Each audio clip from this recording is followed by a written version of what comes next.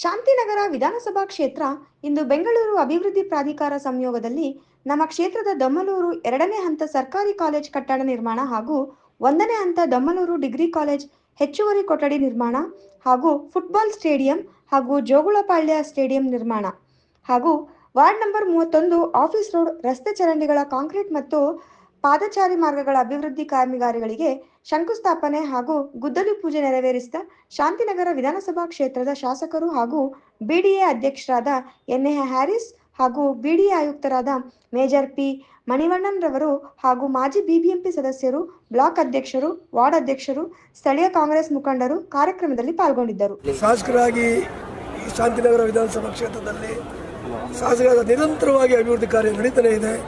ಜನರಿಗೋಸ್ಕರ ಅವರು ಕೆಲಸ ಮಾಡ್ತಾ ಇದ್ದಾರೆ. ಹಾಗೂ ಅವರು ಶ್ರಮಜೀವಿ, ಕಾಯಕವೇ ಕೈಲಾಸ ಅಂತ ಏನು ಹೇಳ್ತಾ ಇದ್ದಾರೆ, ಆ ರೀತಿ ಅವರು ಜನಪರ ಕಾರ್ಯಕ್ರಮಗಳನ್ನ ಸಾಕಷ್ಟು ಹಮ್ಮಿಕೊಂಡು ಬಂದಿದ್ದಾರೆ.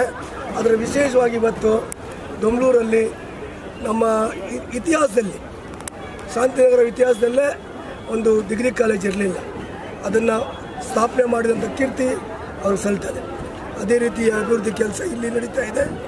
ಮತ್ತು ನಮ್ಮ ಜೋಗಪಾಳ್ಯ ಕ್ರೀಡಾಂಗಣವನ್ನು ಬೆಂಗಳೂರು ಅಭಿವೃದ್ಧಿ ಪ್ರಾಧಿಕಾರದಿಂದ ಹೊಸವಾಗಿ ನಿರ್ಮಾಣ ಮಾಡ್ತಾ ಇದ್ದಾರೆ. ನಂದನ್ ಗ್ರೌಂಡಲ್ಲಿ ಕೂಡ ಇವತ್ತು ಗುದ್ದಲಿ ಪೂಜೆ ಇದೆ. ಈ ರೀತಿ ನಿರಂತರವಾಗಿ ಅವರು ಕಾರ್ಯ ಮಾಡ್ತಾ ಇದ್ದಾರೆ. ಜನರು ಕೂಡ ಅವರ ಪ್ರೀತಿ ವಿಶ್ವಾಸವನ್ನು ಗಳಿಸಿದ್ದಾರೆ.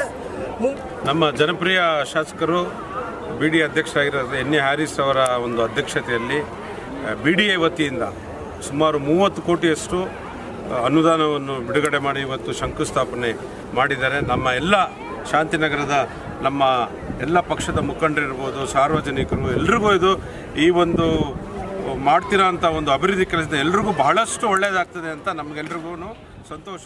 ಅದನ್ನು ತಮ್ಮಲ್ಲಿ